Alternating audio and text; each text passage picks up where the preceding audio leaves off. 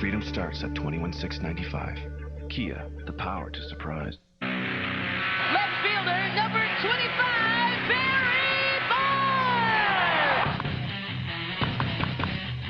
Bonds hits one hard.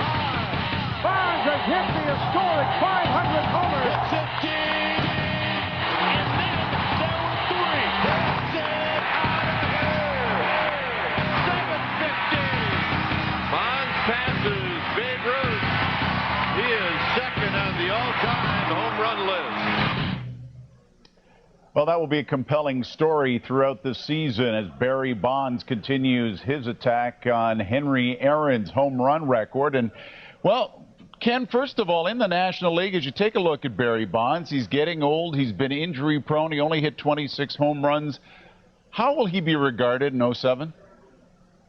That's a great question, Rob. I think that's the question of the hour, and I think most fans will salute the record like this, clapping with one hand. I don't think it's going to be a universal acclaim for Barry Bonds. He'll probably be warmly received, or more warmly received in San Francisco than he will everywhere else, but people really don't know what to do with this. And let's face it, there are allegations out there, very substantial ones, in Game of Shadows, the book about the Balco trial, and most people who follow the sport believe that Barry Bonds used performance enhancers. Therefore, how do you view him as a rightful heir to Hank Aaron? A lot of people don't. And he's on a team that really I don't think is going to challenge in the West. I want to talk about a team that went out and spent big money. Huge money. Money. We're talking about the Chicago Cubs, including their manager, Lou Piniella. Now, Lou comes in. They've spent some loot. Can the Cubs turn it into something? Rob, here's the problem. They've spent over $300 million, and they still don't have a starting rotation. The two pitchers that they acquired, Ted Lilly and, of course, Jason Marquis, these are guys that they're paying a combined $61 million. Essentially, they're 500 pitchers with ERAs above 4.5 for their careers. Those are not guys you can bank on, and that's the problem that I have with the Cubs. The pitching in the rotation and the outfield defense with Soriano taking over in center. I just don't think they're a championship club. Well, the championship went to a team that had 83 wins last season, Ken, the St. Louis Cardinals. You know that the New York Mets didn't make many changes. They're a strong team again. Is there a balance of power now in the National League? Can we expect to see another 83-win team take the title? Let's hope not. I don't think it's going to be quite that bad. But at the same time, the Mets are weaker. Without Pedro, they didn't really make an offseason addition to that rotation, a significant one. The Cardinals lost 3 starting pitchers, Weaver and Suppan and Marquis. And you look at these teams, and they're still very strong. They're still the 2 of the teams to beat in the National League. But there are 5 teams in the West that think they can win. There are 5 teams in the Central that think they can win, and probably 4 in the East. So I would not be surprised virtually by any outcome that might take place in the National League. Grab a hot dog and the beverage. We're going to talk a little pitching a little bit later, and I want to start by saying that the Jays' success in the starting rotation begins and ends with Roy Halladay. He's talented, determined, and dedicated. The rest of the rotation falls in behind, but the leader of the pitching staff could be the closer. B.J. Ryan has the demeanor, the swagger, if you will, to be the dominant force in the Toronto Arms race in 07. And look who's coming in.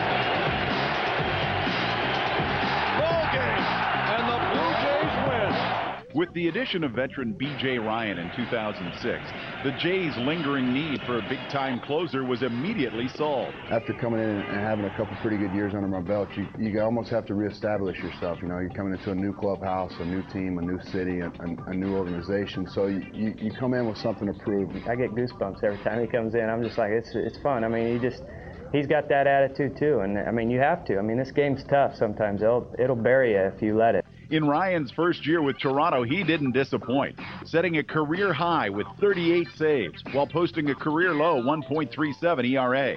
It's easy when you get everybody out to show up the next day. You know, you can look everybody in the eyes, and it's not expected, but when people see you and they see your mentality when you get out there, you kind of demand perfection from yourself. It's a really imposing presence. I mean, he's like 6'6", 6'7", and he's left-handed throwing 90+ miles an hour, and he comes hauling in out of the bullpen, and you get the hard pounding music going. I mean, yeah, it's intimidating. A lot of guys are done before they even get to the plate. Perhaps the greatest impact was Ryan's calming effect on the entire team.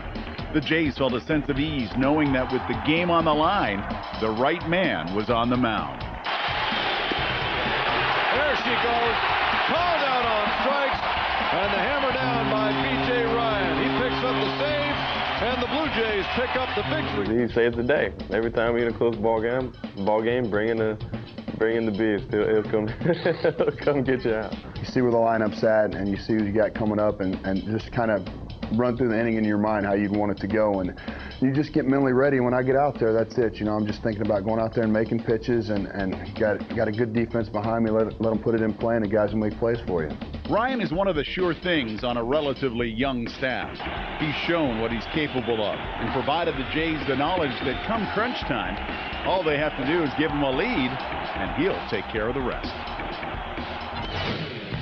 You've got the Twin Towers at the top of the rotation, and then the rest. Josh Towers will have a very short leash in the 5th spot after a disastrous campaign last year that saw him go 2-10 with an ERA of 8.42.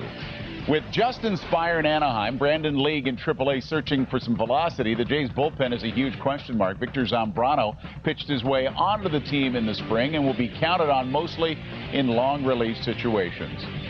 So, Ken Rosenthal, as we take a look at the Blue Jays starting rotation, it makes every general manager and manager smile if you can say we've got Halladay and Burnett healthy at the top of our rotation.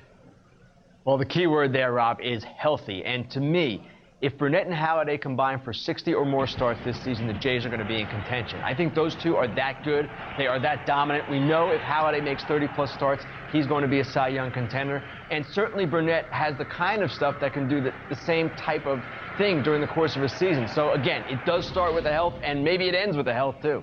All right, then let's take a look at 3, 4, 5, and that could be where the adventure begins. You start with Gustavo Chacín, a left-hander. You've got Tomo-Oka, who looked terrific in spring training, getting the 4 spot, and then Josh Towers trying to have a rebound type of season. Where does 3, 4, 5 shape up in your estimation? It's not great, and there are a lot of questions there. But Oka did have a good spring. Chacín certainly has the ability, and Towers, who knows, maybe this will be a good year for him. Remember, the Jays in the offseason tried to sign both Ted Lilly and Gil Meche in free agency. That shows you what they felt about the quality of the back of the rotation. And they wanted to do better. They didn't, but they do have some options here. And with Oka, you get a veteran guy who, if healthy, should give some stability. And, of course, if Roy and A.J. lead the way, maybe the other 3 can follow by example. Okay, when we come back, we are going to put this man on the hot seat. Stay with us as we preview the 2007 season. When the MLB preview show returns, Ken Rosenthal drops in once again, this time to offer up his predictions for the coming season.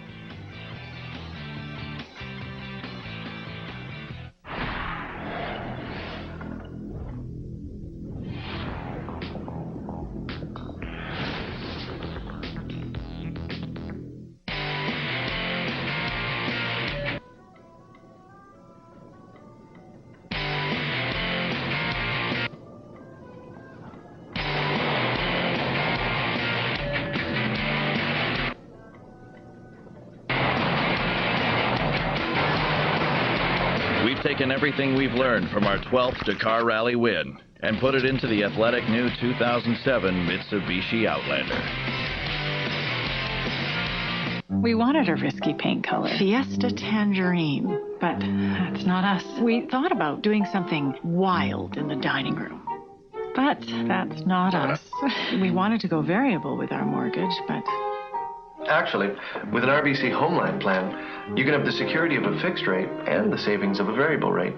That's a home improvement we can live with. Yeah, we're living on the edge. Having the best of both kinds of mortgages. That's how RBC put us first.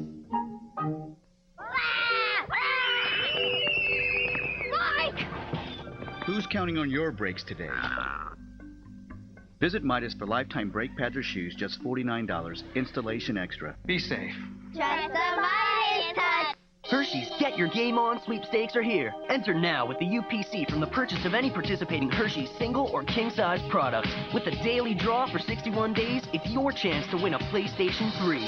Find details at Hershey'sGetYourGameOn.ca. It's the sports show that covers your home team's pros. It's fun, cutting edge, and opinionated. With highlights, and even more highlights. Our team. Your teams. Sportsnet connected at 6 and 10 p.m. on Rogers Sportsnet Ontario. Your home team first.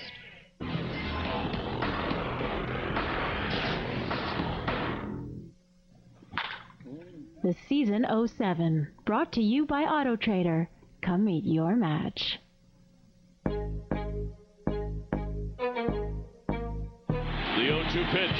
Swing and a miss. That's it. And the St. Louis Cardinals are world champions in 2006. And what a celebration here in downtown St. Louis. Ken, it's now the bottom of the ninth. Bases loaded. You're at the plate. I've got questions for you right now. For security, I have kept them in Terry Francona's spit cup. That is why I'm holding them by the corner. Here we go. Question one. Can Ryan Howard repeat as MVP or at least hit 58 home runs?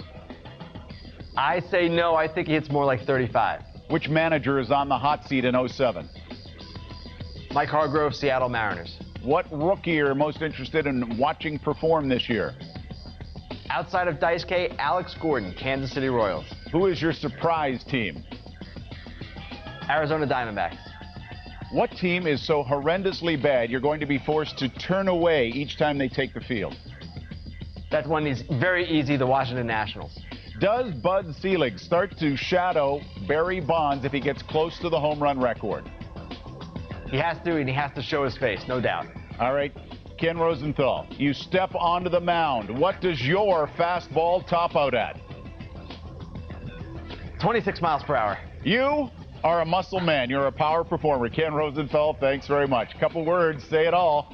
Play ball. Our thanks to Ken Rosenthal in Baltimore. We're ready to go. The 07 season is upon us. For all of us here, I'm Rob Folds. Take care, everybody.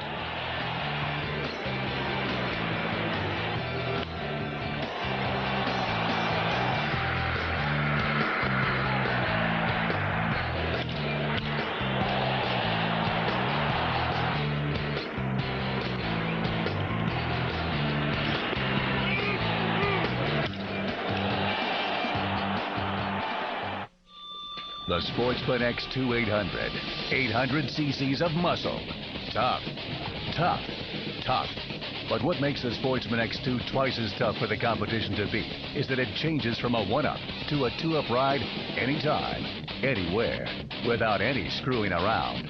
Sportsman X2 800 from Polaris, the world's toughest ATVs. Get to your Polaris dealer for unbeatable offers, plus great financing during the Polaris Tough to Beat sales event. At Shell, we're constantly raising the bar.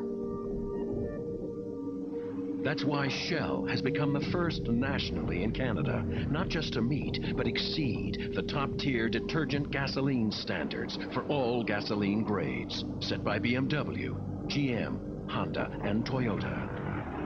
And that's what separates Shell from ordinary fuels. Behold, the power of Phantom. Gillette Fusion Power Phantom. Fusion Power is so advanced you barely feel the blades. Shaving can create uncomfortable friction. Turn on Fusion Power. Soothing micropulses help you reduce friction and increase razor glide. You'll barely feel the blades. You'll really feel the difference. The comfort of 5 blades plus the precision of 1. Fusion Power Phantom. Gillette, the best a man can get. She's the team mom. For her hungry boys, there's Campbell's new Chunky to Go. Hearty soups now in microwavable bowls. Team Mom, we salute you.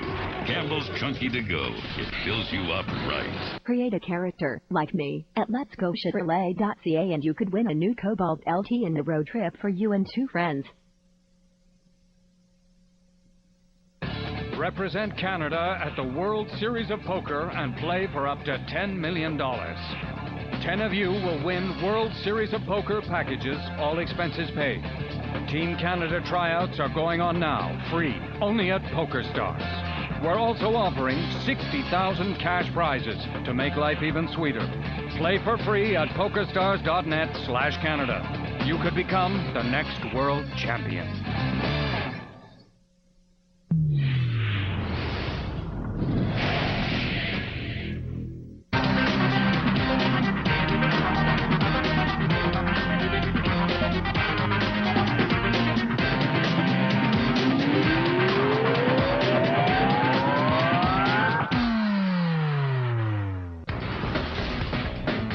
want access? Chuck E. Cheese. We give you a glimpse of what life is like off the field for Vernon Wells. Straight comedy hour. Tonight on Sportsnet Connected.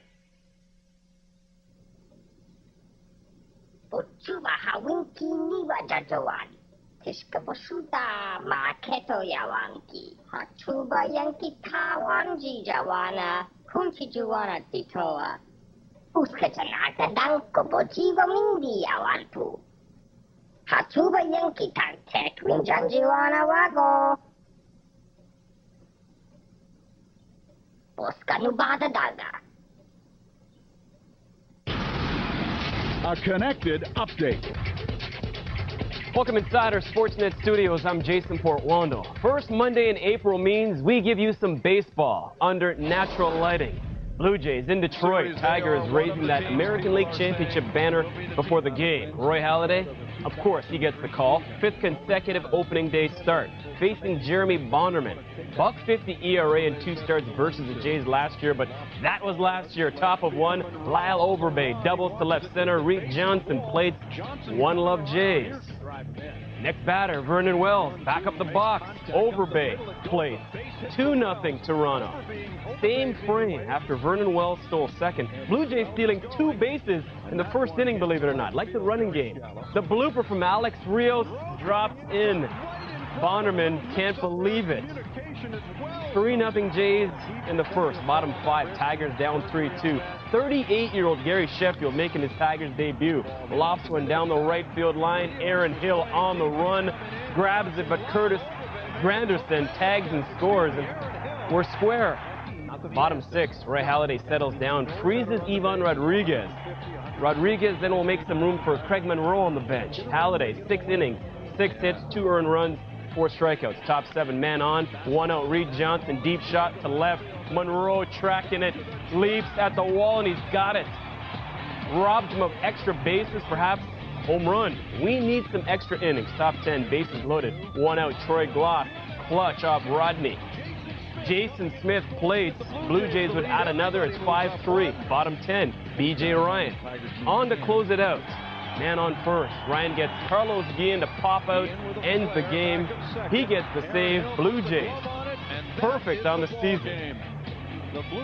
Check in on the Devil Rays in New York now. Top 1, Ty Wigginton pops one up in foul territory. Alex Rodriguez coming on, looking like preseason. Charged with the error and getting booed already. Bottom 4, Yanks a little offense. Jorge Posada on pace for 162 big flies this season. That off Scott Kazmir. New York up 3-1. Bottom 6, 5-3 Tampa Bay. Bases loaded. Derek Jeter, he singles off Sean Camp. 2 runs. Plate were tied at 5. Bottom 7, Jason Giambi. That to right field. Rodriguez played 6-5 New York. Giambi had 3 RBI. Bottom 8, Rodriguez gets the fans back in his favor. Gone. 2-run shot. Yankees take it 9-5. Coming up on the early edition of Connected with yours truly, we will have all the baseball action for you, plus some NHL news and notes and perhaps some quotes. And of course, Monday, the brand new start of a work week, means we give you our plays of the week. Is it Mickey Viagra? Viagra, Flabberjump. Viagra, Basil Knocker, Flangerati. Flangerati? Nick Bibley, top Tufty.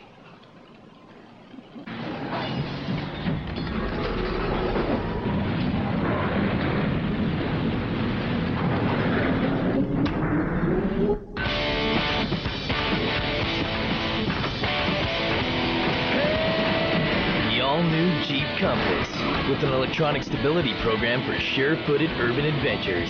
A 172 horsepower engine, remarkable fuel economy, and MP3 compatibility. It's time to have a little fun with the city. Lucky. Love Tim Hortons donuts. Oh, those aren't just any donuts. They're the new triple chocolate donut. What? But I'm the chocolate king. Oh, yeah, and they're super chocolatey, too, with the filling and the icing, and there's even more chocolatey drizzle on top of that.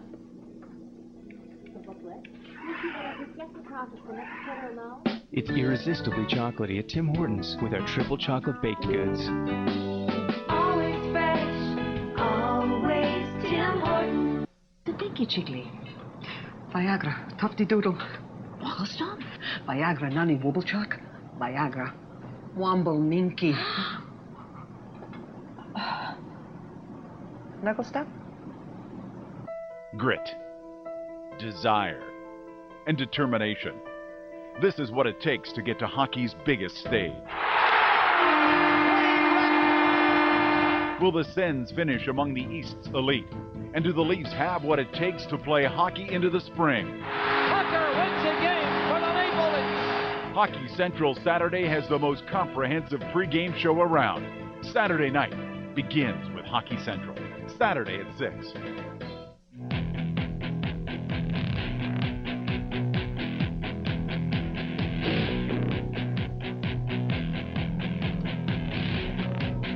Well, 6 minutes past the hour. It's Monday, April the 2nd, 2007, and the radio program is on the air, finally, at long last. Opening day in Detroit, and, well, you know, yet another opportunity for the Toronto Blue Jays to put together an undefeated season. A mere 161 games to go, Kelly. Undefeated, and I'm looking at the parade route right now. I figure they can borrow a page from Maple Leaf Sports and Entertainment, which may or may not get to organize theirs, but has always had it in the bottom right-hand drawer. So this is it. Well, that's the idea. Ted could call over there because they've had one, but I've never used it. I've never used it, and so it would be pristine, it would be new, it would be novel, it would be unprecedented. Although the Blue Jays have had experience, more experience, obviously, recently. Well, for almost everybody that's alive. I was going to say, within the sound of breathing.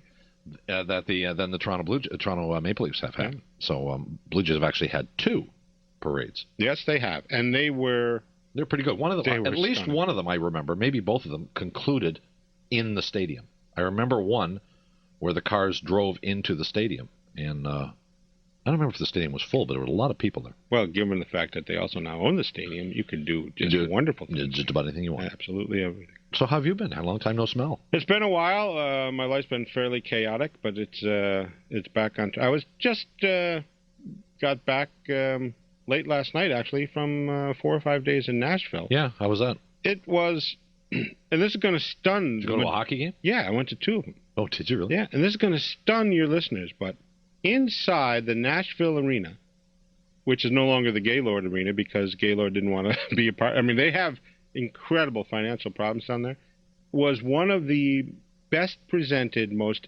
entertaining inside arena sporting experiences I've ever witnessed. They do it absolutely right. They've got fans, admittedly, well, the 2 games I went to, one was, I think, 700 tickets shy of a sellout, and the next one, which was a Saturday night game, was completely sold out. Wow. And for them, that's a big deal. But the fans there are not nearly as sophisticated as fans in any Canadian city I've ever been to, but their enthusiasm level is phenomenal. They go on the power play, they cheer, and they make these little fang finger gestures because of the Predator mascot type of thing. The upper deck of the arena is, the back walls are walled off with some kind of, almost looks like the cheap old corrugated steel that you'd find in a shanty roof in Rio de Janeiro or something like that. But it drives the sound back down to the ice. They stand from the moment the referees come on the ice and cheer the anticipated arrival of their team, and they stay standing through the entire pregame thing until the puck actually drops, and then people start yelling for other people to sit down so they can see the game. The game I went to Thursday night, the anthem singer was Leanne Rimes. That's pretty good. Yeah, it's not too bad. And she looks as good as she sounds. And they have, I think, 16 almost identical size, weight, different body structure, but all blonde, dancing girls that perform on ice, then work the crowd. It's very much like a pro football atmosphere, that type of thing. They do all these little trick things that bring the fans back into the game. When Detroit was in, they introduced the Detroit team player by player, to which the fans responded, "Sucks," after every name was announced. And you walk out of there, Bob, honestly, knowing that win or lose, and they lost both games, which basically took them out of the running for the President's Trophy, that you were thoroughly entertained. It's an entertainment-type city. They get it in terms of entertainment. And really, I mean, places like Sit On Your Hands, Toronto, or I could almost do that well myself in Edmonton or that type of thing, doesn't exist there. It's just flat-out raw enthusiasm, and it was different and fun. And I think that a lot of clubs could learn a thing or two about game presentation from, of all places, Nashville. So why is this team in financial peril then, if in fact attendance is, well, maybe attendance isn't so hot during the football season, I guess. Yeah, well, the football season is in Nashville is 24/7, yeah, pretty much. 365 a year. I honestly think that the fans get it. The upper deck seats, which are reasonably priced, incredibly reasonably priced, they were always not a problem. Do you know what they cost? The lowest price ticket you can get in for is like $15. Wow, that's great. Right. But I'll tell you this: I had some friends in Western New York recently for the Leafs game. And I scrambled with the help of some people who I'm grateful for and can't name, was able to purchase 2 tickets for some people, friends of mine, relatives actually, coming in from out of town. Those tickets were, I think, with tax, like $122 each.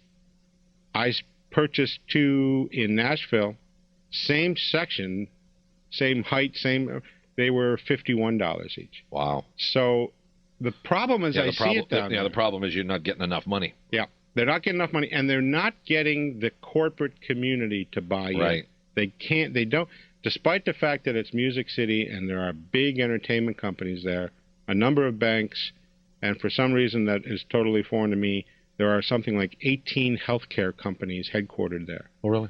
They don't seem to do it like here in Toronto, where there's that constant corporate solid base that even if the seats are empty, you know they were sold and for a ridiculous amount of money. They can't get corporations to buy into that. So as entertaining as what it do they was, lose to in terms of not to dwell on this too much, but what's the competition? Well, it's not Tennessee football, is it? Well, the Titans are down there. Oh yeah. So that's a big deal. No, Vanderbilt is the big university, and they're not a particular athletic. They're not very good. No, actually, it's a school actually known for brains rather than the. So, but First of all, the weather's splendid. I mean, I'm walking around, peeling sweaters and coats off left and right, down to short-sleeve shirts the moment we get off the plane. That's a big deal. And the entertainment, like directly across the street, are maybe 25 nightclubs. Start with B.B. King's Blues Club and work your way down through the Country Western and Blues Rec. Every one of them on every single night usually has 2 bands playing live in different parts of the building or one rotating after the. There is just countless things to do entertainment-wise. Yeah. And quality of life. And this is why I wrote a piece actually on Sportsnet.ca about this. Edmonton sells out every game, and no player wants to go there. Nashville can't sell out their games, and Peter Forsberg waives his no-trade contract. Paul Kariya signs as a free agent. Jason Arnott opts to go there because they've got a program that wins, and players love it there. They walk around. It's no state income tax. The housing taxes are so low that they defy description. Sales tax is about 8.5% to 9%, 9.25%, I think, percent. So the more you buy, the more you're paid in taxes. But you could buy a house down there and live like a king, and your tax bill might be at the most $1,200 to $2,000 for the year. So players love it, but fans haven't embraced the game yet, and the corporations haven't embraced the game. And it's just the opposite up here, where you can't get people to stay in Edmonton because they can't keep a winner on. Let's talk about some news that developed here today, 14 minutes past the hour. Lou Lamoriello, back behind the bench in New Jersey for the second time in as many years, fires his coach in mid-season. In this case, literally with a week left in the regular season. 3 games. Claude Julien gets turfed, and Lou takes over behind the bench. Now, last year, Lou had success in terms of getting the team into the playoffs. He didn't have ultimate success because they lost in the second round. Is this Lou Lamoriello being an egomaniac? Why is Claude Julien out of a job? I spent some time on this actually right up until the moment I had to walk over here. Anything I tell you right now is speculation, but it's educated speculation. It comes down to basically one of 3 things. One, and we know this to be true, that Claude Julien had a major knockdown with Bob Gainey about who the goaltender would be, and that cost him. If Claude Julien challenged Lou on player personnel decisions, he'd be out the door. But I don't think that's the case here. It comes down to there have been rumblings among the players that this guy's tactics and the way he treats people do not fit in with what has long been established policy in New Jersey, which is What do you mean? Team first. Everything matters for the team. Players don't get coddled. Players don't get favorite treatment as opposed to some who don't or whatever. And the idea might be that some of what I've heard is that Claude did do some of those things. Disciplinarian? Well, not enough, actually, is the argument that's circulating around. And that understand. the players, that he didn't do things in the Jersey way, which is always put the team in front of everything else. And that certain players might have been favored over others just because, I don't want to say teacher's pet, but a similar kind of a circumstance. Oh, okay, so he's favoring individual players, and he is coddling some guys. Right, and that the team is not used to that, and they don't like that. And as hokey as it sounds, and this is Lou's, in my mind, one of his strongest talents, is Lou gets the players who are there to believe that nothing matters more than the team. And so the buzz is that some of the players went on the team and say, look, there are guys who are not putting out, and they're not being made to pay for that, and it's costing us. Well, it seems hard to believe when you have 102 points. Well, that's what I was going to say. 47 wins, 102 points. They've won 4 of their last 5. They beat Boston 3-1 the other night. They went 6-6-2 in March. But, I mean, you've got Gianta's out of the lineup. Madden's out of the lineup. Patrick Elias has been out of the lineup. I mean, you've got arguably your 3 best players. Well, maybe not, but 3 of their 5 best players. But the argument in New Jersey is, doesn't matter, that you don't whine. But do you subscribe to this? No, I think more it's the case of Lou felt that the players, for whatever reason, and the other one that I didn't get to was that people were starting to turn a deaf ear to Julian, who can be a pretty demanding guy. But I find that one difficult because they won 4 of their last 5. And they've also had Pat Burns as a coach and whatever. So this one seems to come down to this. Lou didn't feel that this team was playing to the level of ability necessary to be successful in the playoffs, and that he was going to do something about it. And he felt that the team played to extraordinary levels when he was on the bench, even though his support staff did a lot of the coaching. The accountability factor for every play, every shift, every player was there when Lou was on the bench, and Lou was feeling that it wasn't there when Claude Julien was on the bench. Look, I like Lou Lamoriello. I like him as much as anybody in hockey. Julien as a coach. I don't know Claude Julien. But I like Lou Lamoriello as a person. I respect him. I think he's the smartest general manager, administrator in all of hockey. I think that's a fair observation. He would be at the top of my list if I was looking for a general manager or a president of an organization. He would be at the top of my list, and I think I've said that before. There's nobody ahead of him.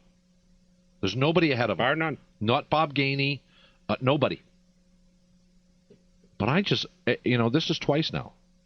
3 times, I think. 3 times, actually, if you go to Robbie Ftorek and then the last time with... I just wonder whether this is this ego?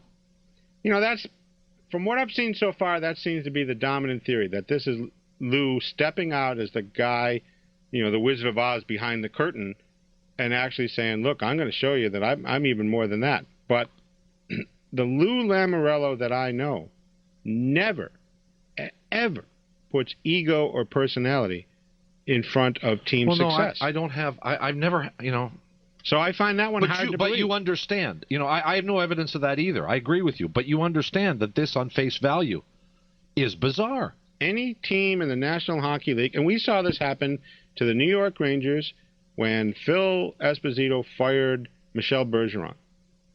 With 3 games to go before the play, and they fell on their faces and they went out in the first round. They may have even been swept, I'm not certain, but they did go out just embarrassingly so. I cannot believe that happens with the New Jersey Devils, in part because they've been through this before. They'll look to this as Lou Lamoriello doing the right thing for them in terms of their playoff success. It's confounding to us, and it's probably to everyone else listening to us, but that's the way the players in New Jersey believe it'll come down. Claude Julien fired with less than a week to go in the regular season. Lou Lamoriello goes back behind the bench. He'll coach for the last 2 or 3 games that New Jersey has left, and then into the playoffs, however far they go. It's interesting, to say the least. 20 past the hour. The Raptors finally clinch a playoff spot, and the Blue Jays open with a victory. We'll address those things when primetime continues. You're listening on The Fan or watching on Sportsnet. Primetime Sports on Rogers Sportsnet, brought to you by Boston Pizza. You're among friends. One of our most popular promotions is Simply Italian. Guests can enjoy any one of these entrees starting at just $9.95. The pastas come with side Caesar salad and garlic toast. Meatball! Yes, that's a meatball. We want meatball! Well, this is just a picture. You can't eat it. Meatball! Simply Italian. From $9.95. Boston Pizza. You're among friends. How do these rotors work again? Regular grab like this. But the superior ones grab like this. Honey, I just... Introducing Ate Premium 1 rotors. Their elliptical grooves channel away heat, dirt, and water for better performance. Plus, they increase brake pad life and act as a wear indicator, so you know when to replace them. Automotive safety starts at Canadian Tire.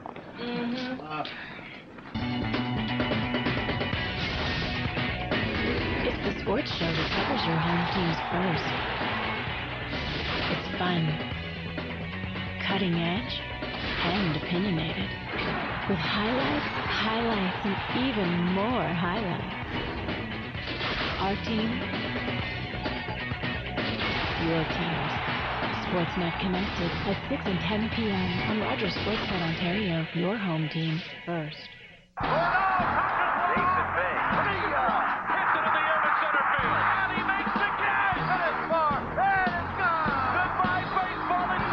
The MLB on Sportsnet. Orioles, Twins, tonight at 7, 4 Pacific. Today, Tom Nanos planted life.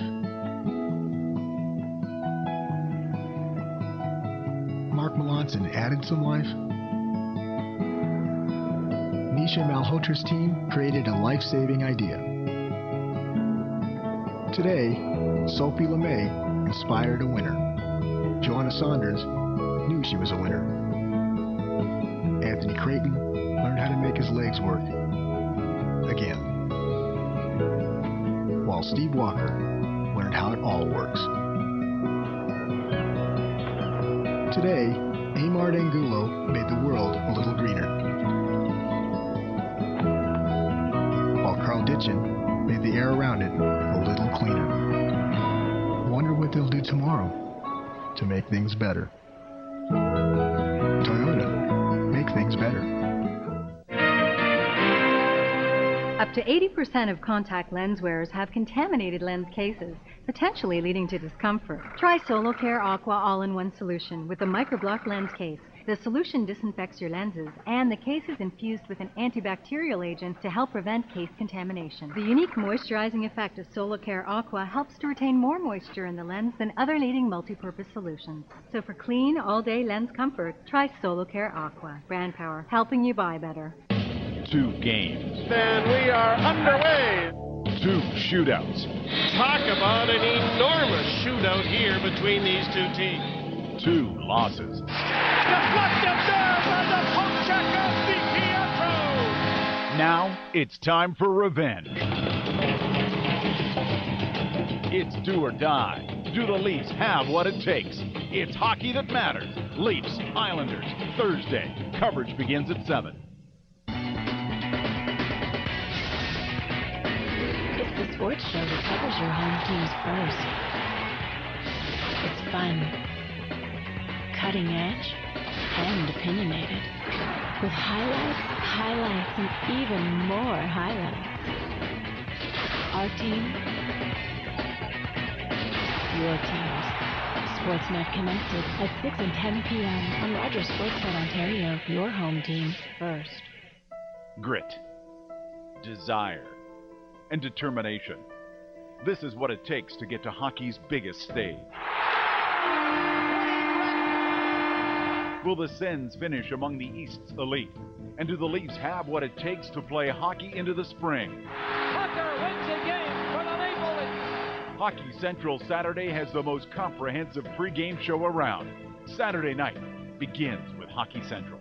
Saturday at 6. Our first house. Our first lawn. The great outdoors. A view of the water and the future. A yard made for kids. A garage made for... Whatever your needs, CIBC Mortgages provide choice, flexibility, and great rates.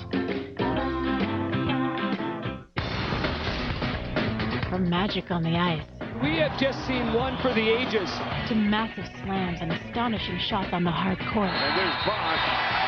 Oh, my goodness! To the simply sensational.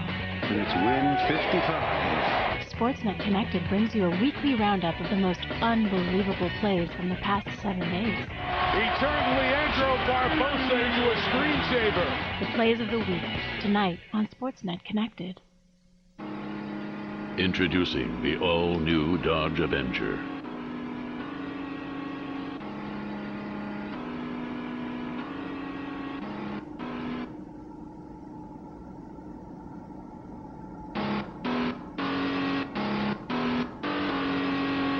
The all-new Dodge Avenger.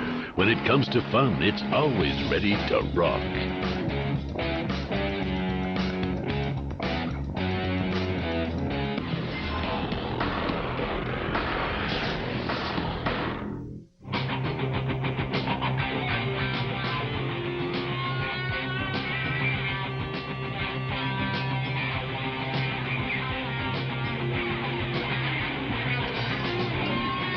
Past the hour, McCown and Kelly in the smelly little Toronto radio studio. Bob Elliott of the Toronto Sun, I think, will join us in just a few minutes. We're trying to get a hold of Lou Lamoriello, but he's got lockjaw. Yeah, he's laying a little low. He's talked to one or two people. He has said that this had... Well, he had a release. Yeah. Though. Well, he also said, I told a person, I confirmed this afternoon, that it was nothing off ice. So there's no character issue. There's no moral deprivation clause that's been violated or anything. This is a hockey decision all the way. Well, we're trying to see if Lou will come on with us. And, I mean, today. I assume he'll come on at some point, but it looks like he's trying to lay low. Anyway, so we'll address that. And also James Deacon will be here for the roundtable after the top of the clock. First, the Raptors clinch a playoff spot and now set their sights on a division championship to assure themselves of home court advantage, at least in the opening round. Doug Smith of the Star joins us. Hello, Smitty. Hello, kids. What's going on? Same old, same old.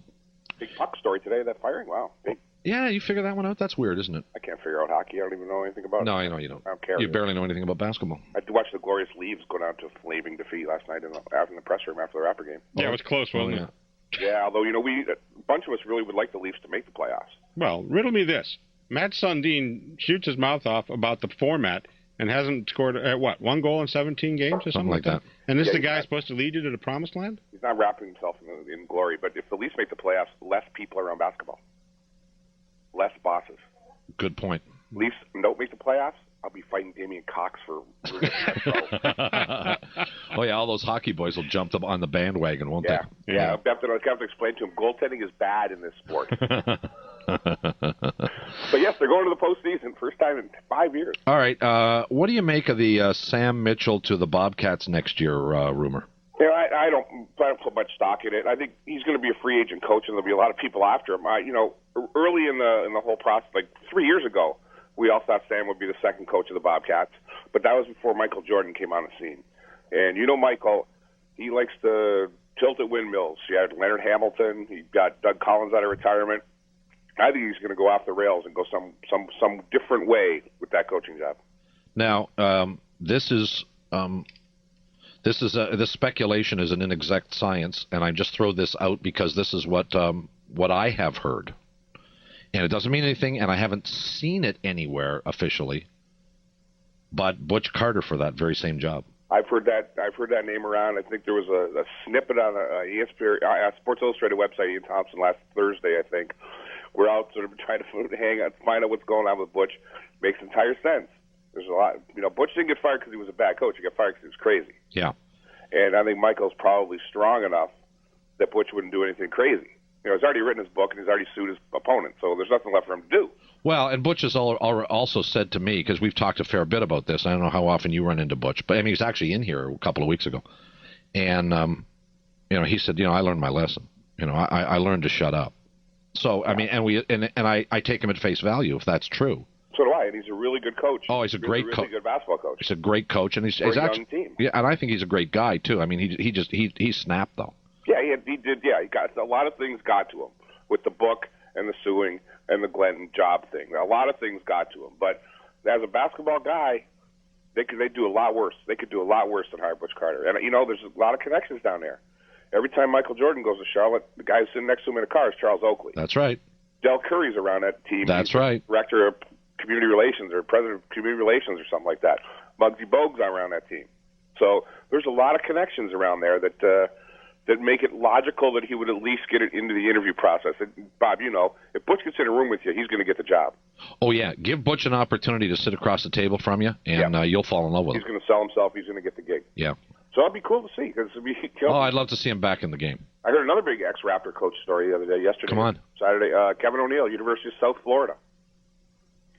USF, huh? Yep. I got a call from a friend at St. Petersburg Time looking for a KO phone number. I gave him one. He says, "Can you give me some, talk to me about KO?" I go, "Pal, I don't have the time. I'm sitting here with my son. I don't have hours to fill you in. Even the Cole's Notes version doesn't do the KO story. Well, yeah, I heard that one out there on the weekend. That's a complicated guy. Let me back you up, though, Doug, because if Sam is to shine now that they made the playoffs, the perception has to be that this turnaround is Sam's doing. And I wonder if that's the case. I mean, almost everybody I know is going to point to the general manager's chair here, to Jerry's job, or to Brian's job. And where does Sam stand in the perception of this turnaround? Well, they've both done their jobs equally brilliantly, I think. Brian Colangelo under some great players, Garbajosa, Anthony Parker, great trades for Nesterovic, Chris Humphries for Rafael Aruzzo's turning into the greatest steals ever, the way the kids played in the last 3 games. But that said, Brian got good players. Sam had to get them to play. He had to get 9 new guys integrated into a system, and they're 2-8, and he's going to get fired. And somehow you get the players to believe in doing the right thing, playing the way he wanted them to, and they got a chance. They got an outside chance to have the best record in franchise history, 47 wins. So, Sam's earned himself a 4-year contract, in my opinion. Betcha. I just don't know who's going to give it to him. Mm-hmm. Well, but wait a sec. How does Brian, even if all this speculation is true about what's the name of the assistant? Mark Ivoroni. Ivoroni, I refuse to believe that Brian Colangelo will hire a guy to coach his team who's never been a head coach before. Correct. Brian Colangelo is too smart for that. Correct. How does Brian let Sam walk after this season? It could turn out to be something like a negotiation. Like maybe Sam wants 4 years and Brian only wants to give 2 and an option. Maybe that's the way the wedge gets driven between the two sides. Because look at it on its face. Great young coach, great young executive. Why can't they grow this thing together? Why not? Yeah. Yeah. So, but if there's a reason that they don't like to have Sam back, and I haven't heard that there is, and I can't imagine there is, but if there is one, maybe you do it by starting the negotiations at a very low number. Sam's the worst paid coach in the NBA, 1.6. Now, if you give him $4 million a year, that's a 3 times bump almost. Maybe you can't do that, but even 4 years in the middle of the pack, and he's far better than a middle of the pack coach. Well, it would appear so, yeah. I think I've said since the first year when he was crazy Sam that with better players he'd be a good coach. And I think I've been proved right. No, I don't disagree with you at all. His absolute strength was winning over those kids and making them not only better basketball players, but making them believers that they can win. He took Chris Bosh and said he instilled what he is now on the court. Sam put that into that kid's head to do it that way. Absolutely right. And he made, he had some very strong personalities in a locker room that was losing a lot in Donnell Marshall, Jalen Rose, all those guys. None of them quit on him, and none of them caused any problems in there. And that, to me, that's the part of coaching that's probably as important, maybe even more important than X's and O's. You got to get guys, 15 guys who are different fellas, different personalities from different backgrounds, and get them into one unit and don't let them snipe at each other and cause distractions. He hasn't had that, despite only winning 60 games in 2 years before this season. Hey, look, and if Sam was full of hot air, Chris Bosh doesn't re-sign here. That's right. you're exposed when you're coaching because you're there every day. And if your message isn't consistent and your message isn't delivered in the right way, they're going to tune you out. Yeah. And Chris Bosh could have gone anywhere. Absolutely. And Chris Bosh was re-signed with an organization that had, at the time, had little hope for the immediate future. And, I mean, there's reasons for that. And I'm not, Brian Colangelo is one of the reasons, I guess. But I'm not sure Chris Bosh resigns unless he buys into Sam as the head coach. I don't think he would either. I don't think he would commit to the number of years because he could have just played this year out. That's right. Become a restricted free agent and see what happens out there. And you play this year out with a coach who's on his last year of his deal. But he believed in him, obviously, and wanted to stick around. So, I would certainly hope that the tall four heads of Maple Leaf Sports, and I presume there's one or two in there, would be discussing with Brian Colangelo, perhaps we need to keep this guy around. This team has never, I was just trying to figure this out today, this team has never given a head coach a second contract. A second contract. I was just going to say that, yeah. Butch Carter went from interim to a deal, but he wasn't that. He was just the interim head coach after they whacked Darryl in that third year, Darryl Walker. But they've never given a head coach, a second contract. That's shameful. Well, yes, except you can make the argument that, I think Butch Carter deserved another contract, except Butch snapped, and they had no choice, really. Yeah, that's true. They needed. Yeah, but he's probably the only coach who deserved a second contract. Yeah, I would think so. Until Sam. That's on their hiring problems. Yeah, until Sam. Yes, exactly. Yeah, we got to get out of here. Smitty, always a pleasure, pal. Thanks, Doug. Dude. Talk to you later. Golf soon, Dougie. Doug Smith of the Toronto Star. Bob Elliott of the Sun will join us in a minute, and Primetime will continue on the Fan and Rogers Sportsnet. A Connected Update. Hope you're enjoying your Monday, everyone. I'm Jason Portwando. Shocking change in the National Hockey League today. With just 3 games left, the New Jersey Devils have fired head coach Claude Julien. His replacement, the guy who fired him, GM Lou Lamoriello, who moves behind the bench just like he did last season after Larry Robinson stepped down. Yes, Claude just the latest of many guys who have been axed by the Devils at inappropriate times, too. One of the CFL's all-time great QBs, Danny McManus, calling it quits. His most recent stop was in Calgary. But in his 17-year career, he also played for Winnipeg, BC, Edmonton, and Hamilton, where he spent the majority of his career. McManus could have returned for another season, but instead opted for retirement. Coming up on the early edition of Connected, join me, won't you? We'll talk baseball, NHL, plus your plays of the week. We'll see you then. I'm not liking what I see out there, guys. Nobody's trying. I need 150% or 300. Whatever you got, it's fine. How are your feet supposed to be? I guess on the ice. Oh, man down! Are you all right? Very good. Nicely done.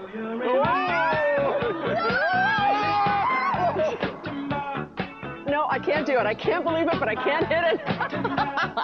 This is good. Don't try this at home. Surround your family with something they'll love.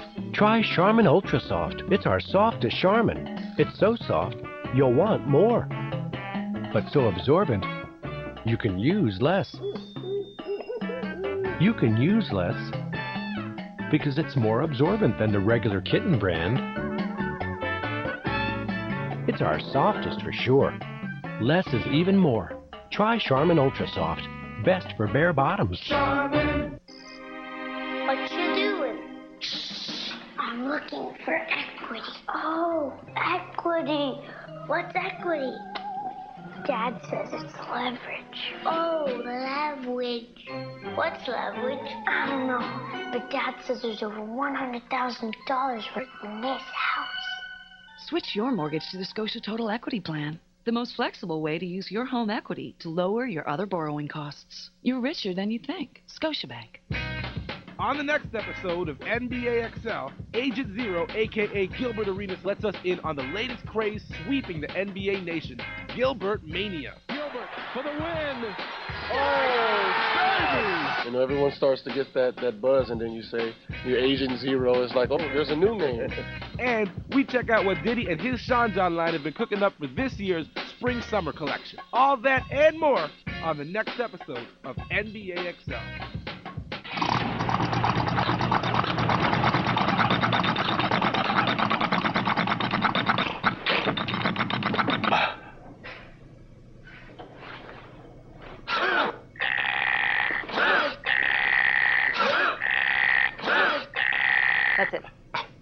XL. Our work is guaranteed for 12 months or 20,000 kilometers. Napa Auto Pro. We got you covered. Lucky. Love Tim Hortons donuts. Oh, those aren't just any donuts. They're the new triple chocolate donuts. What? But I'm the chocolate king. Oh, yeah, and they're super chocolatey, too, with the filling and the icing, and there's even more chocolatey drizzle on top of that.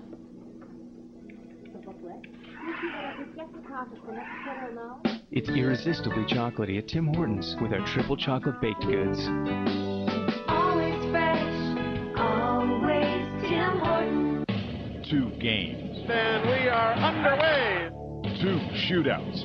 Talk about an enormous shootout here between these two teams. 2 losses. Deflected there by the poke check of DiPietro. Now it's time for revenge. It's do or die. Do the Leafs have what it takes? It's hockey that matters. Leafs, Islanders, Thursday. Coverage begins at 7. Information.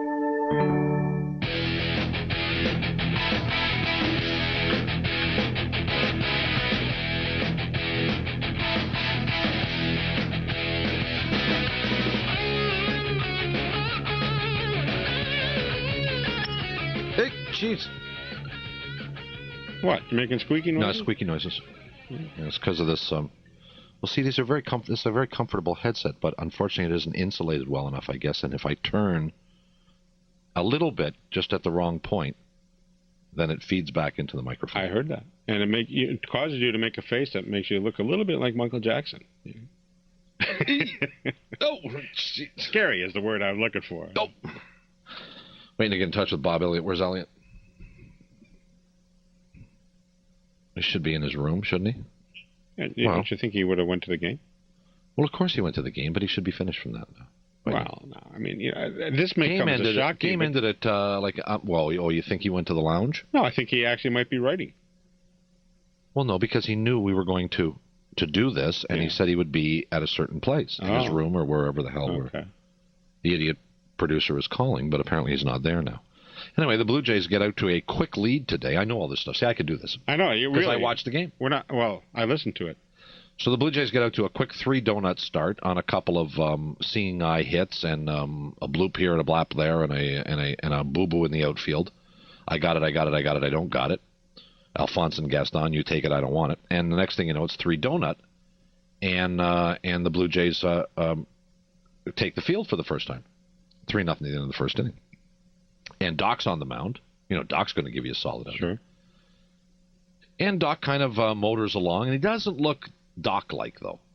He was okay. Yeah, but don't you feel that this had a lot of a feel of like yet another exhibition season game to it today? No, I didn't. No? Well, I only listened to it, and it seemed to me like... See, no, I'm watching, and I mean, when you got 40-something thousand people there, however many there were at that... Makes a difference. At Comerica Park, or whatever it's called. Not Tiger Stadium. Which I think would have been a better name. Oh, I don't understand. I don't even know. Just call it Not Tiger Stadium. Yeah. Or not presented by Comerica, whatever they do. I think they're a banker. So I'm not feeling real confident, even though Doc gets through the first inning or so, and then one run here, one run there. So the next thing you know, it's 3-3. And the Blue Jays, at the end of 9 innings, if I'm not mistaken, had 5 hits for the game. They had 3 of them in the first inning. So then they got 2 hits the rest of the way. And I'm starting to think, all right, this was the problem they had all spring. Pitching was not, curiously enough, their real problem. The pitching was okay to pretty good. The hitting was crap. Only the Florida Marlins hit worse than the Toronto Blue Jays in the spring.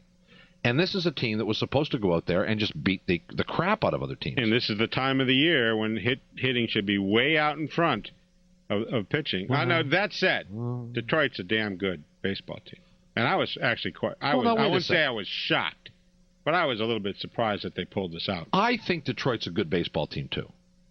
But, you know, there's an argument to be made for the one-hit wonders.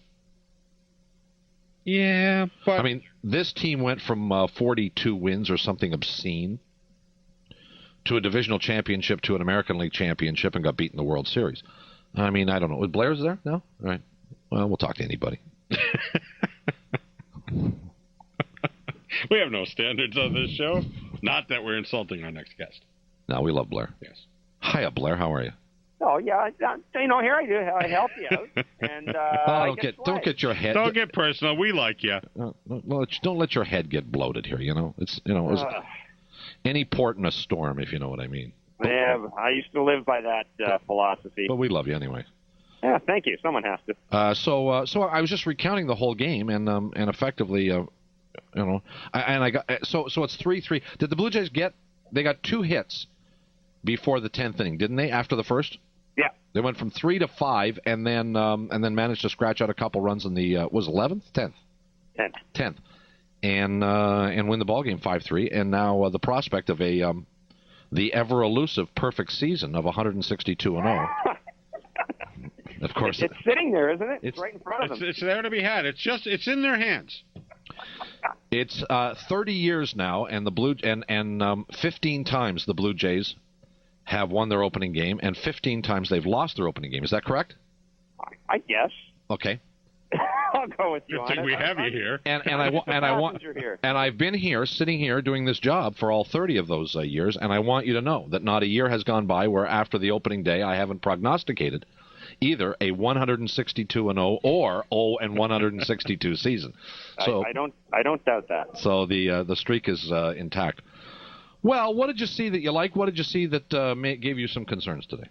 I mean, the thing that I really liked more than anything else was Casey Janssen. Oh man, was he? He looked great. Well, I'll tell you, he was great. I mean, he carried over from the spring. And the thing to remember about the Tigers lineup is, if you think back to the playoffs last year, I mean, they have everybody in that lineup does something. One of their strengths was that everybody in the lineup could hurt you. And I mean, he threw his four-seam fastball, which is kind of his new toy. He threw it early in the count, and it almost bounced to the backstop. And he just went with Greg's on and started throwing his cutter, and guys kept beating it into the ground. And I mean, I don't think you can underemphasize how important it'll be for the Blue Jays if this guy steps up and fills that middle relief role, because there are a lot of things about him that the people and his teammates in the clubhouse, and particularly his catcher Greg Zahn, really like in terms of his makeup. And I talked to him after the game, and he said, I think last year I was kind of guilty of sort of, just a little too much of just happy to be here and a little too much absorbing. And right. I'm sort of taking my job a lot more seriously now. And as I said, with this four-seam fastball, which allows him to throw inside the guys and get up in their hands, he can be really effective. And that to me was the biggest thing, because, look how much time we spent in spring training talking about how, Brandon League was going to be missed and yada. BJ Ryan was impressive as well. I don't think he can afford to have too many outings where his control goes away on him the way it did. But, really, other than that, I mean, the guys like Troy Glass, who didn't have a great spring, came through. Glass was, robbed of a home run. Yeah, did get a double. He got, and I'll tell you what, very early in the game, Royce Clinton, who, a lot of people have a lot of concerns about, made a terrific play and threw out a guy from his knees and, saved Roy Halladay a couple of pitches at least. So, yeah, I mean, all told, it's pretty hard to poke holes in that.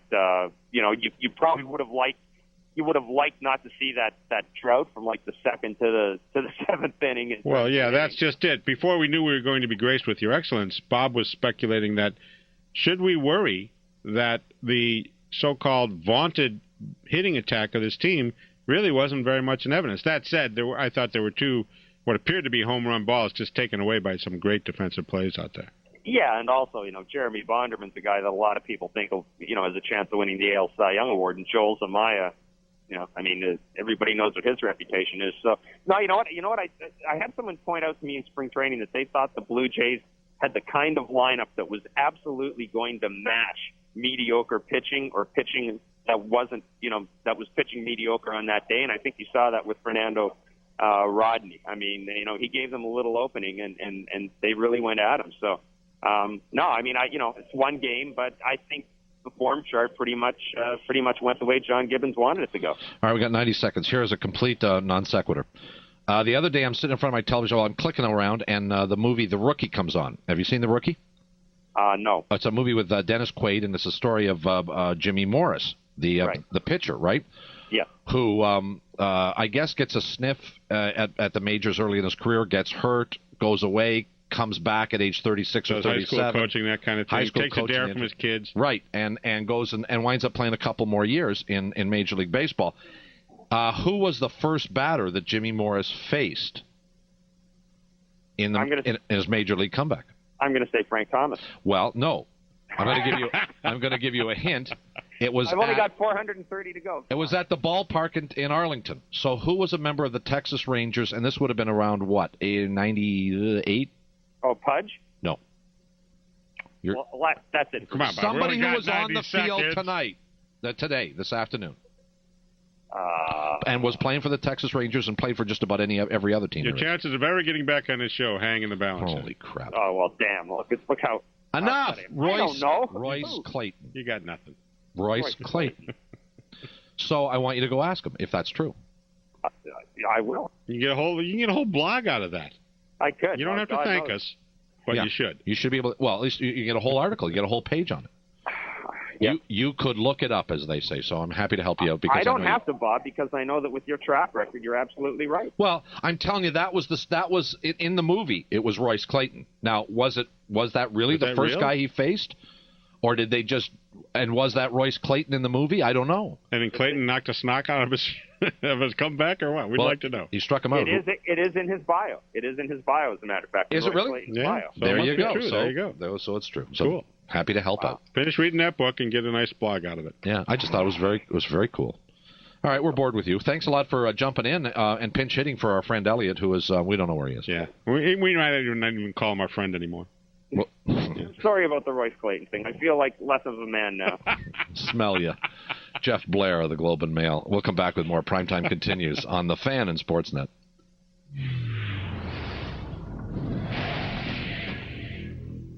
It's game time, NBA style.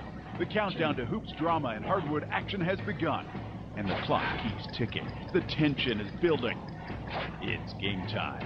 Nuggets, Lakers, tomorrow at 10:30 Eastern, 7:30 Pacific. Oh, making a Caesar? Yep. You want one? Absolutely. Okay. Cheers. Cheers. Hey, where are you going? Let's off town. You gotta drink that here. The Mott's Clamato Caesar. When you see one, you want one. There's just something about the savory taste of a Mott's Clamato Caesar. If you're over 50 with a good driving record, you could save up to $400 per year on your car insurance through Gray Power. Because at Gray Power, we believe that if you're over 50 and have a good driving record, you've earned the right to save. So call or visit us online right now for a free, no-obligation quote. Call now and get the power of 50 plus. Call 1-866-494-5014 or go to graypower.com. Man, I need a new job. Any ideas? Nope.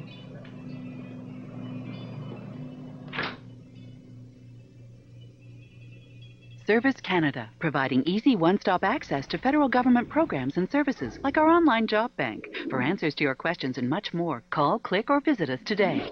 Service Canada, people serving people. A message from the Government of Canada. So there are a variety of colors you can choose from. Oh, and you can get a bonus offer of free Mopar accessories, free gas, or a bonus cash rebate. Mopar accessories. Free gas. We'll take it. Get a great car at a great price and choose a bonus offer of Mopar accessories, free gas, or a bonus cash rebate. Only during the Canada's Choice events. 2 games. And we are underway. 2 shootouts. Talk about an enormous shootout here between these two teams. 2 losses. Deflected there by the poke check of DiPietro. Now it's time for revenge. It's do or die. Do the Leafs have what it takes? It's hockey that matters. Leafs, Islanders, Thursday. Coverage begins at 7. It's the sports show that covers your home team's first. It's fun, cutting edge, and opinionated. With highlights, and even more highlights. Our team, your teams. Sportsnet Connected at 6 and 10 p.m. on Rogers Sportsnet Ontario, your home team first. A Connected update. Hope you're enjoying your Monday, everyone. I'm Jason Portwando. Shocking change in the National Hockey League today. With just 3 games left, the New Jersey Devils have fired head coach Claude Julien. His replacement, the guy who fired him, GM Lou Lamoriello, who moves behind the bench just like he did last season after Larry Robinson stepped down. Yes, Claude, just the latest of many guys who have been axed by the Devils at inappropriate times, too. One of the CFL's all-time great QBs, Danny McManus, calling it quits. His most recent stop was in Calgary. But in his 17-year career, he also played for Winnipeg, BC, Edmonton, and Hamilton, where he spent the majority of his career. McManus could have returned for another season, but instead opted for retirement. Coming up on the early edition of Connected, join me, won't you? We'll talk baseball, NHL, plus your plays of the week. We'll see you then.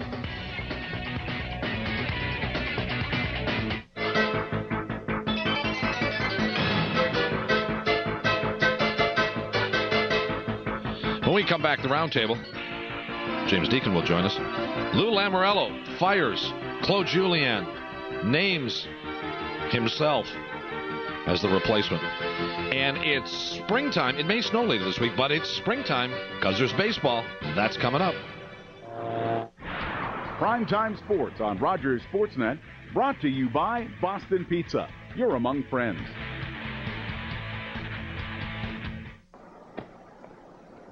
Isn't that mythical forest creature, Sam Squitch or something? Okay, yeah. No, that's Louis, the new spokesperson. Thank you. He's taller than the last guy. Shiny. Yes, but yeah, it's shiny. You have a good eye for shine. Okay. Careful. I don't. Seems like a nice guy. What? Boston Pizza. You're among friends.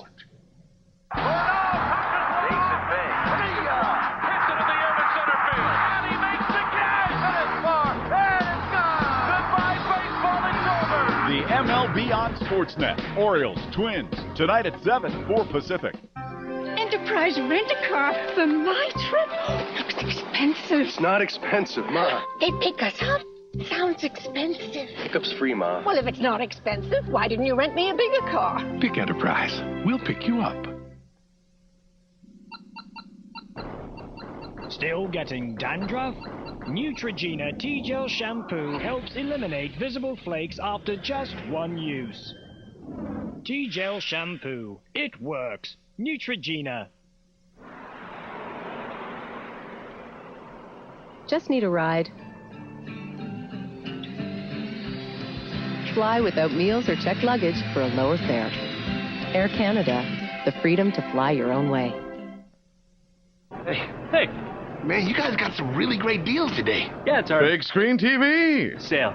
I almost can't decide what to buy first. Yeah, that's what it's like at the big screen TV sale. But how do you guys afford such low prices with the big screen TV sale?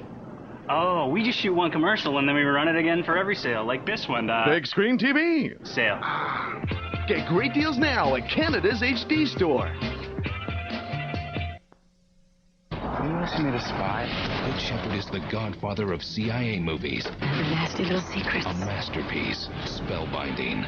The best spy movie ever made. Be proud of what you've started. The Good Shepherd on DVD Tuesday.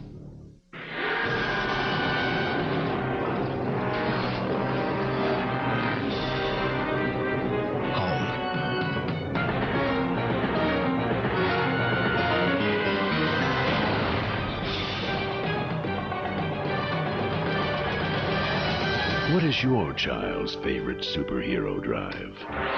The all-new 2008 Dodge Avenger. Technology, innovation, power. Cape and tights not included.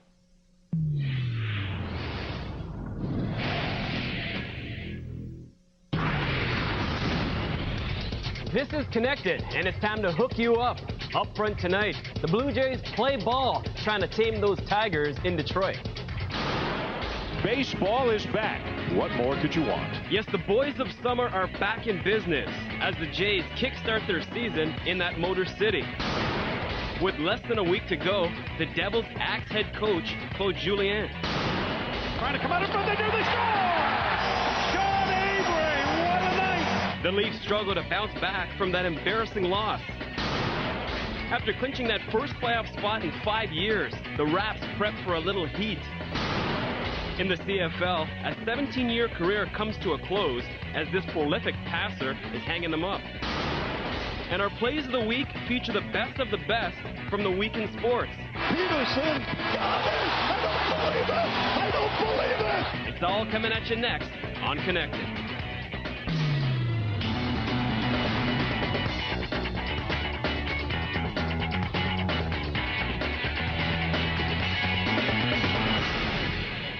Oh yeah, sometimes you have to expect the unexpected. Welcome inside our studios. I'm Jason Portwando. As you would expect, baseball's in that leadoff spot as the Jays opened up 0-7 in Detroit. Now, Toronto should get a pretty good measuring stick early in the season, playing the AL champs 7 times in the first 13 games. Opening day means Roy Halladay, number 32 on the hill, for a 5th consecutive year on day number 1.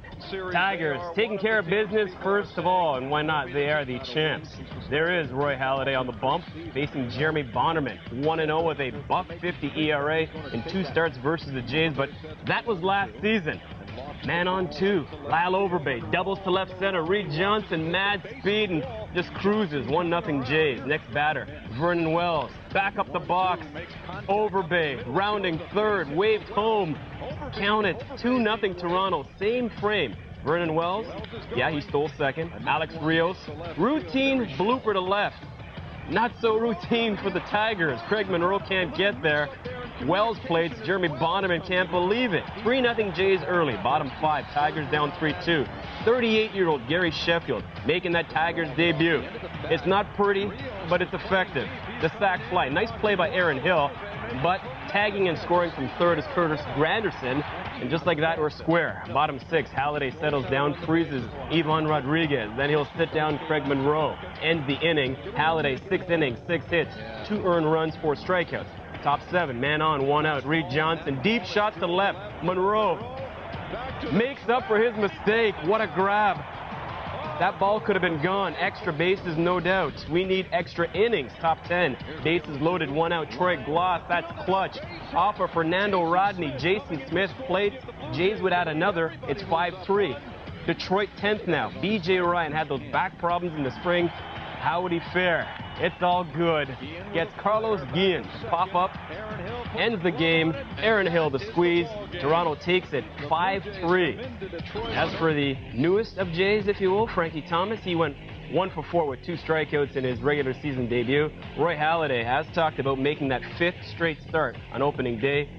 In the process, breaking the franchise mark he shared with Dave Steve. Back to Frankie Thomas. Got to hear from the new Jay on his first day. Yeah, there was a lot of hype. I'm just happy to get through it so we really can get back focused and get on this journey of a marathon season because, you know, we got 161 left.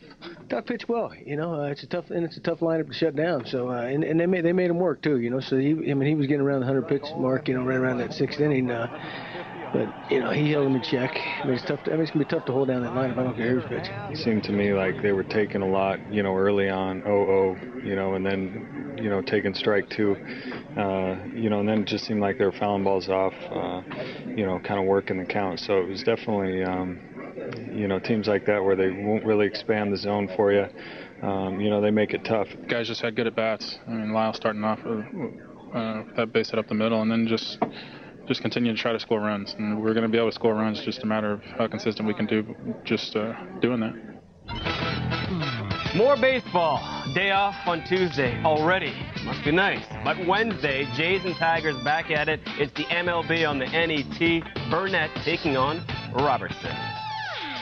More baseball later in the show, but check this out. Shocking coaching change in the NHL on Monday. With just 3 games left, New Jersey has fired head coach Claude Julien. His replacement, the guy who fired him, GM Lou Lamoriello. He moved behind the bench just last season after Larry Robinson stepped down. So they've done this before, but the move, no doubt, surprising, especially considering the solid season the Devils are having. They sit second in the East, 102 points, and have won 4 of their last 5. But despite all of this, Lamoriello felt a change was necessary. Although he didn't really give a reason as to why Julien was fired, then again, doesn't really have to. It's my responsibility to make these decisions, and my reasoning, is not something that I feel should be shared with anyone else other than I thought it was in the best interest of the team. We certainly, are pleased with the position and the standings we're in, but the decision was made because of where we were in a frame of mind and the way we were doing things going into the playoffs, and I did not feel that it was the right direction we should be in at this time, as simple as that. Well, the move even more surprising to these guys. Maybe not so much. They've been through it before. Robbie Ftorek, talked about Larry Robinson, Pat Burns, Lou Lamoriello, now Claude Julien. Obviously, this is a big discussion, and we'll have more on this throughout the program. In fact, we will further this discussion right now. Hooking up with our man, Nick Kypreos. On a shock meter of 1 to 10, this is a certified 20, isn't it? Yeah, it's right up there. A month ago, we saw Captain Canada Ryan Smith move from Edmonton to the Islanders, and I think this is on par in terms of shock value because this guy's done pretty good up to now. Now, there's some that suggested to me that there was a meeting between Claude Julien and Lou Lamoriello as early as today, with Claude Julien suggesting that he might even end up getting a contract extension. Now, is that enough to set off Lou Lamoriello and turn around and say, what, are you kidding me? A contract extension now? No way. I don't think it's enough to fire him, but you got to realize that Lou Lamoriello marches to his own drum, and obviously he was not happy with the other aspects of his hockey club just 1 week away from a playoff berth. From a player's perspective now, just 3 games to go, everything's moving positively, you're heading in a great direction. Second seed in the conference, now you got a new coach. What does that do for them? Well, again, we've seen this type of history before out of Lou Lamoriello, so there's not so much of a shock value to his hockey players. But the 2 things that you got to remember is that you got to keep your best players on board. And I'm sure that Lou Lamoriello doesn't make this move unless he's got the blessing of Marty Brodeur and Patrick Elias. And I do believe that Patrick Elias is a very big fan of Lou Lamoriello. He often thinks of him as one of the best motivational speakers he's ever had behind the bench before. So when you got your 2 best players on board, then everyone else will follow. This is something, yes, we've seen before. Now with Lamoriello behind the bench, the Devils are a team that may be better. But yeah, we've seen this done before, and it has worked. Do you think it'll work again, though? Can you strike lightning in a bottle twice? We're going to find out. It's a long shot, but I'll tell you what, Jason, that if I'm another team in the Eastern Conference, I don't mind facing New Jersey as much as I did a week ago. So maybe they're ripe for the picking. Which brings us to our Sportsnet.ca power poll question. Nick's had his say. Now time for the people to have their say, and we want to find out from you. Do you think that this move is going to be positive, negative, or maybe won't make a difference? Will the Devils get swept? Not so much sure about that. Make it to the 2nd round, make it to the 3rd round, win the Stanley Cup. It could happen. We joked about it. Yeah, I think they're going to be okay still. They got the best goalie in the league with Luongo from out west. They get a hot score, they'll make some noise in the East. All right, we need to hear from you. As mentioned, log on, make a pick, and click results later in the show. As for you, we'll hear from you later in the show as well. Thanks, Jace. Montreal Canadiens, they control their own playoff destiny. If they win out, they're in. The question is, how much of a factor will Saku Koivu be? The captain played just 11 minutes versus Buffalo, which has many wondering about his status with head coach Guy Carbonneau. For more on this, we hook you up with our Louis Jean in Montreal. First time this year that he's played under 15 minutes, I think so. There's no big deal. It may seem inconsequential for Guy Carbonneau, and in the end, Saku Koivu made the most out of his limited ice time, scoring his 3rd game-winning goal of the year. But the fact the head coach was reluctant to put his captain on the ice in the most critical game of the year is cause for concern. There's things that a player can control, and it's a coach's decision, and then we'll live with those things, and when we get a chance, we'll try to make most out of it. At the end of the day, I have to win game. While Koivu has struggled finding consistency, 29-year-old Mark Streit has been a pleasant surprise for the Habs, more than tripling his point production from a year ago. The Swiss native started the season on the blue line, but his versatility to play all skating positions made him a hot commodity. I have a guy there in your lineup that you can move forward and backward and can play power play and penalty killing. I mean, you know, it's a lot easier when I fill up my sheet to know that you can do all those things. Beginning of the year, somebody tell me, you know, you're going to play with Saku Koivu at the end of the year as a winger. I would say, what? Impossible. Strite's perseverance was rewarded when he was informed he was the Canadiens' nominee for the Bill Masterton Trophy, an award Saku Koivu won in 2002. When I got here, nobody really believed that I could make the team and be an NHL player, but I never lost my faith. Number 1 backstop Cristobal is on the verge of returning to the Canadiens lineup. He met with team doctors and could be inserted on the 20-man roster for Tuesday's game against the Boston Bruins, but even if he gets the green light, he'll be backing up Yaroslav Halak. For Sportsnet Connected, I'm Louis Jean in Montreal. All right, LJ, let's cross over to the court now, where the Toronto Raptors woke up with a postseason spot for the first time in 5 years. The Raps made it official, holding serve on their home court for the 27th time this season, tying a franchise mark. But as Damien Goddard reports, for Sam Mitchell's men, it's 1 down, but still 1 to go. Get off the slamming seeds, mother! The Raptors are going to the playoffs. Did you bust out the champagne last night after the win? No. Went home, went to bed. A light beer? No. Zima. No. So no cool in the gang blaring in the locker room, but this gang is cool, maintaining an air of composure while also allowing time to reflect on success achieved. We've been through so much the last 2.5 years, and you know who I'm really happy for? I played and coached in playoffs. I'm happy for Chris Bosh, man. I didn't know how good or how quick we were going to mesh together, but with the position that we're in, of course I wanted to make the playoffs, but with the position that we're in, we definitely have exceeded my goals. And I'm happy for that. For him to have stepped up and taken a team with 9 new players and played the way he's played, and now we're in the playoffs. I mean, to see his face last night, for me, to know that he's going to get a chance to play in the playoffs. You know, that's the thing that I'm happy about. Yet with Morris Peterson being one of 5 Raptors with playoff experience on the resume, Bosh will now walk that fine line between leader and listener.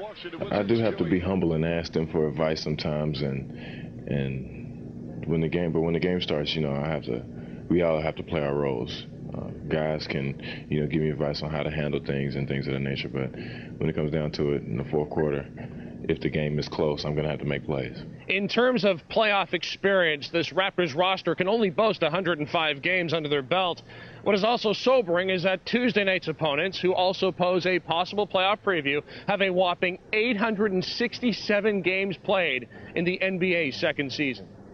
What's the difference? It's a little bit of a difference right there, but you know what it all comes down to is if we believe in ourselves and we just get the job done and continue to do those things, so the experience will come, you know, a lot faster for us. For Sportsnet Connected, I'm Damien Goddard in Toronto.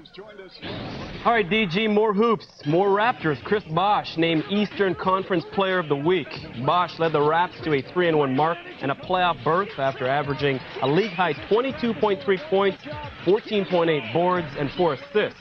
It's the 3rd time in his career he has captured the honor. CFL news and one of the all-time greats playing under pivot, Danny McManus, calling it quits. His most recent stop was in Calgary with the Stampeders, but in his 17-year career, he also played for Winnipeg, BC, Edmonton, Hamilton, of course. That's where he spent most of his career. McManus could have played 1 more season, but knew it was time to retire. From America's standpoint, it was the best move I made, and I never wanted to leave Canada once